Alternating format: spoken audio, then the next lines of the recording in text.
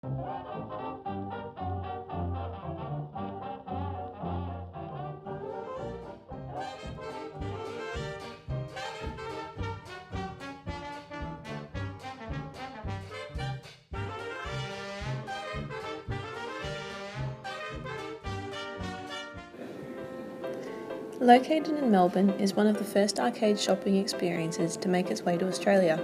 With identical entry points from Collins and Elizabeth Streets, the Block Arcade is a precious asset to Melbourne's streetscape, as well as being of social, architectural and historical significance.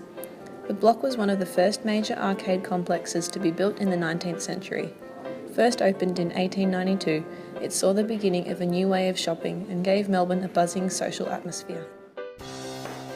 The site itself was used to host the George & George department store until a catastrophic fire swept through in September in 1889.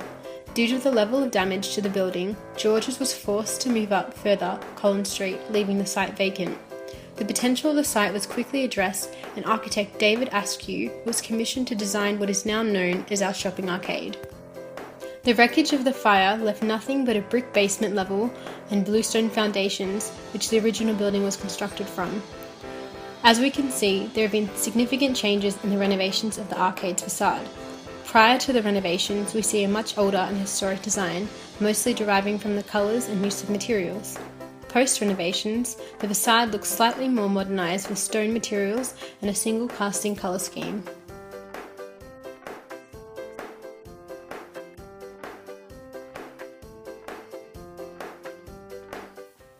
The design was loosely based off Milan's Galleria Victoria, which was opened almost 20 years earlier and has strong ties to the architectural style used by Giuseppe Mengoni.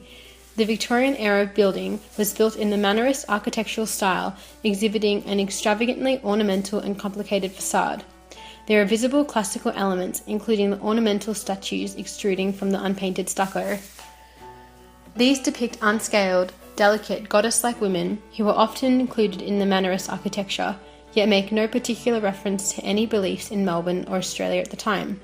This was purely to create an ideal of beauty and bring the Italian architecture style.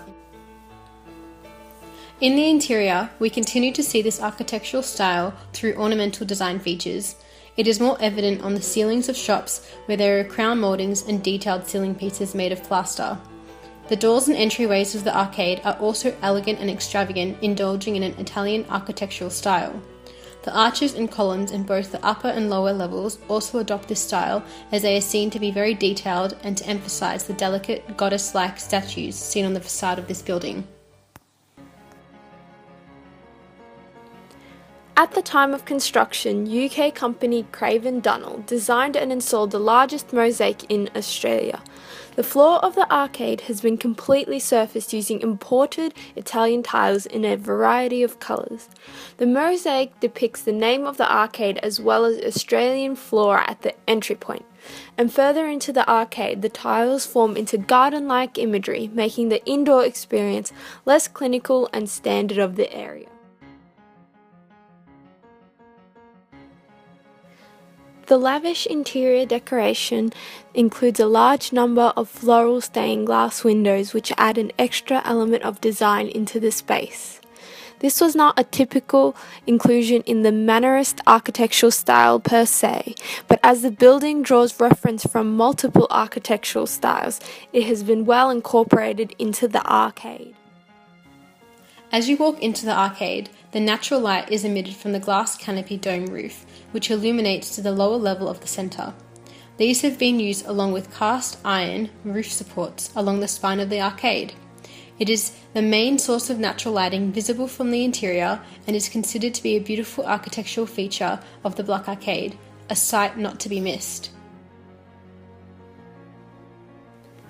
In the upper floors, which were used as offices, gas lighting was the original fixture used within the building. This was one of the earliest records showing electricity in commercial Melbourne. Today, the lights that are hanging throughout the arcade were reproduced to replicate the original gas lighting.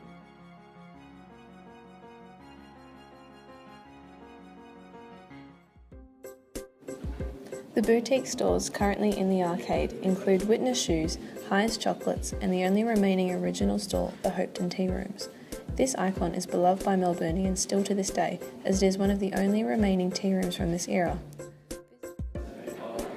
The building use has not changed a great deal through its time. However, it has evolved greatly to become one of the best shopping arcades throughout Australia. The arcade houses 29 retail stores on the first level, and the above 4 levels are commercial tenants using it for offices. The office spaces exhibit timber joinery around the lift entries, decorative plaster features framing the corridor arches, as well as tessellated tile in the lobby. Shopping in the arcade is a trendy indulgence for the people of Melbourne. It has become more luxurious and accessible than ever.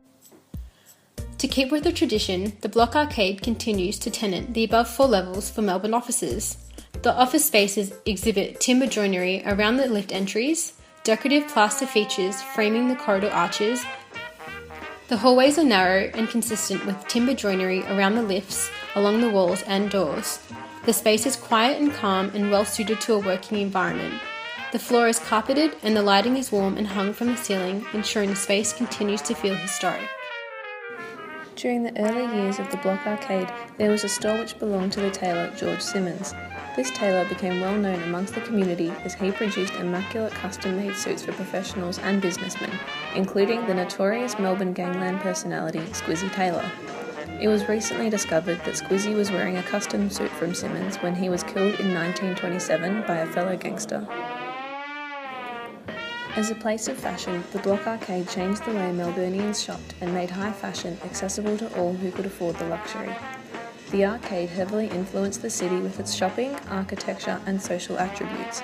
Doing the block became an everyday term amongst the locals who were referring to the shopping and social experience the arcade generated. The Block Arcade is a terrific and significant representation of the architectural styles of its days. It features many beautiful and delicate design features that are organic and unique and is still used today to fulfill its purpose of providing shopping and office spaces for Melburnians and tourists. It had a great impact on society regarding fashion and architecture and is considered one of Melbourne's finest shopping destinations. It continues to be a significant and historical element of Melbourne and our city's architecture.